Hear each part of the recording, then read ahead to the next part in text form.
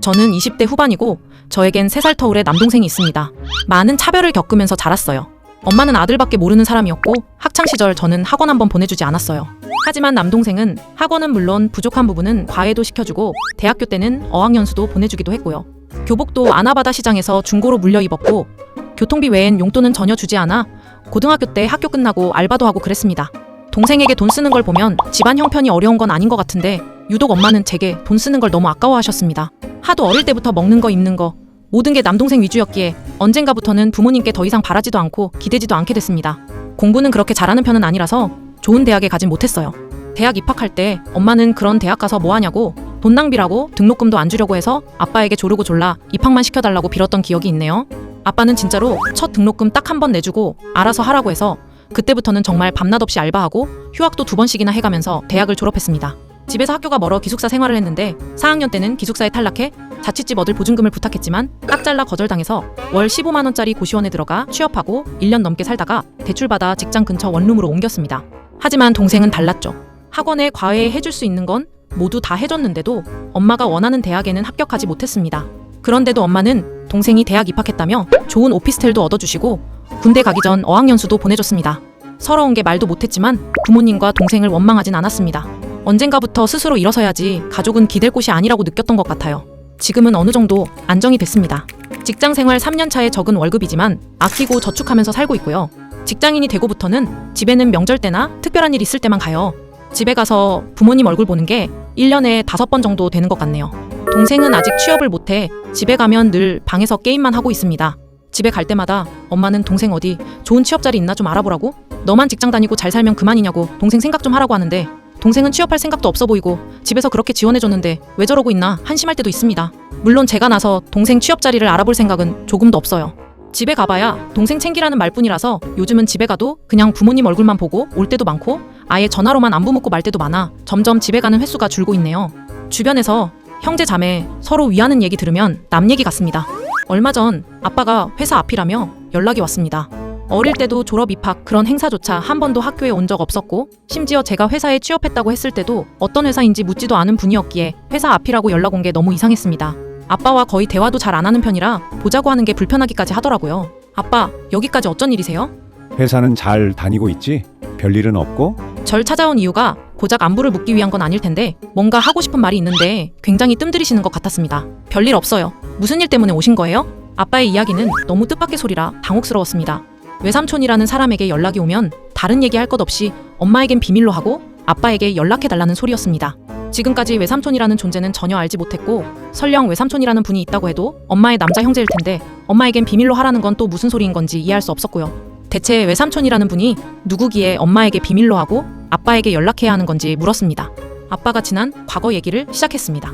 제가 엄마 딸이 아니더군요. 제 친엄마와 이혼하고 재혼을 하셨다고 합니다. 재혼해서 낳은 자식이 남동생이고요. 그냥 그 말 한마디로 지난 30년간 왜 이렇게 남동생과 차별을 당했는지 수긍이 갔습니다.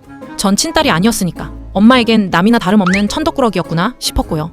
그럼 제 친엄마와는 왜 이혼했는지 물었죠. 그리고 그분은 어디 계신 건지도요. 아빠는 친엄마가 몸이 약해 이혼을 하고서 절 키우지 못했고 약한 몸으로 살다가 수년 전 돌아가셨다고 합니다. 친엄마가 살아있었으면 저를 키우지 못할 정도로 몸이 안 좋았다 해도 저에게 말을 해주지 원망이 들었습니다. 친엄마를 볼 수 있는 기회가 무수히 많았음에도 철저하게 숨기는 바람에 전 엄마 얼굴도 한번 못 보고 살았고 결국 이제는 돌아가셔서 영원히 볼 수 없는 상황이 돼버린 거니까요. 왜 속였냐고 엄마가 있다는 말을 왜 안 했냐고 아빠에게 따졌습니다. 아빠는 제가 혼란을 겪을까봐 그랬다네요. 그리고 전 아빠의 자식이니까 아빠가 데리고 사는 게 맞는 거고 자라면서 지금 엄마가 충분히 엄마 노릇 다 해줬으니까 서운하다 생각 말라는데 그 말이 절 더 분노하게 했습니다. 아무튼 아빠는 외삼촌이라는 사람에게 연락이 오면 만날 필요 없고 바로 자기에게 연락하라고만 하고 갔습니다. 그날 밤새 울었습니다. 어딘가 살아있었을 친엄마가 너무 그리워서요. 진작 말해줬으면 어떻게든 엄마 얼굴 한번 볼 수 있었을 텐데 너무너무 서러워서요. 한 달쯤 시간이 흐르고 모르는 번호로 연락이 왔습니다. 아빠가 말했던 외삼촌이라는 사람 같았습니다. 얼굴 보고 싶다고 하기에 약속을 잡았습니다. 아빠에겐 말하지 않았어요. 제가 외삼촌이라는 분에게 어떻게 된 사실인지 듣고 싶었어요. 아빠가 제게 뭔가를 감추고 있는 것 같다는 느낌이 들었기 때문입니다. 약속 장소에 갔고 앉아있는 분을 보는 순간 그냥 저 사람이 외삼촌이구나 느낌으로 알 수 있었죠. 그분도 절 보는 순간 한눈에 저를 알아보셨고요.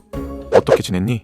내가 네 외삼촌인데 그동안 널 보고 싶어도 너에게 혼란을 준다면서 아빠가 원치 않아서 볼 수가 없었어. 제 친엄마가 따로 있었다는 걸 얼마 전에서야 들었어요. 엄마는 언제 돌아가셨죠? 5년 전 돌아가셨는데 그때 아빠에게 연락했더니 네가 보고 싶지 않아? 한다고 하더라.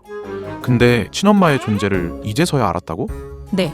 아빠가 제게 여태까지 엄마의 존재를 숨기고 계셨어요. 엄마는 어떻게 사셨죠?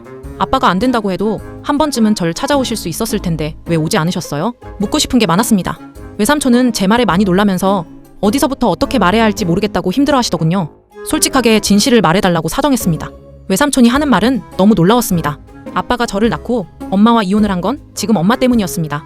아빠에게 다른 여자가 생겼던 거죠. 엄마는 아빠에게 이혼을 당하고 정신이 온전치 못하게 되셨다고 합니다. 그때 외할아버지가 살아계셨는데 지인의 도움으로 해외에서 사업을 시작하셨대요. 정신이 온전치 못해 병원을 들락거리는 엄마를 데리고 함께 가셨다고 합니다. 엄마가 매일 절 찾으면서 울부짖고 길거리를 돌아다니고 말이 아니었다고 합니다. 그러는 과정에서 아빠는 바람피던 지금 엄마와 결혼해 아이를 낳고 살면서 제 양육비를 외할아버지에게 꼬박꼬박 청구하셨다네요. 할아버지는 단 한 번도 밀린 적 없이 아빠에게 제 양육비를 주셨고 엄마가 절 한 번만이라도 보고 싶어 한다고 부탁해도 정신이 온전치 못한 친모를 보게 되면 제가 받을 충격은 생각해봤냐면서 단호하게 거절했다고 합니다.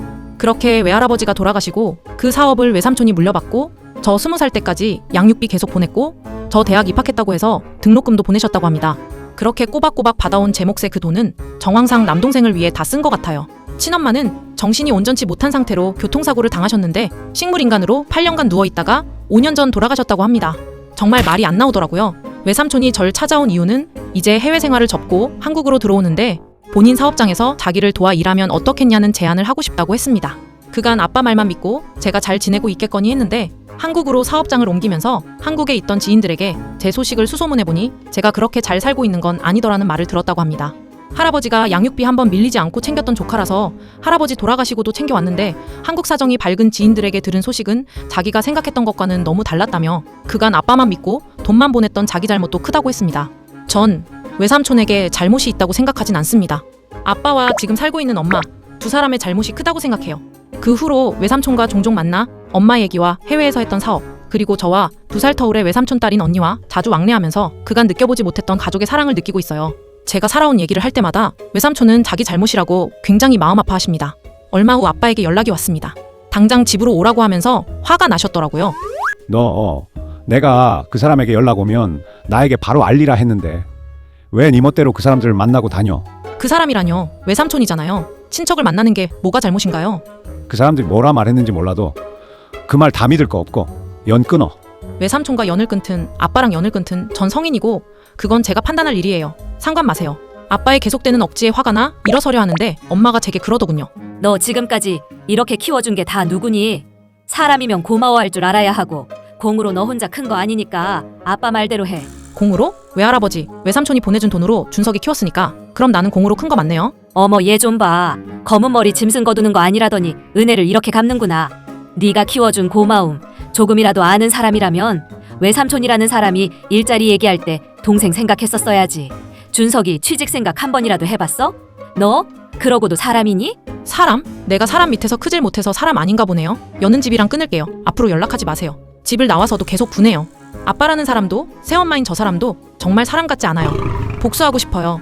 엄마 얼굴 한번 못 보게 하고 외갓집 돈으로 아들 키운 저 사람들에게요.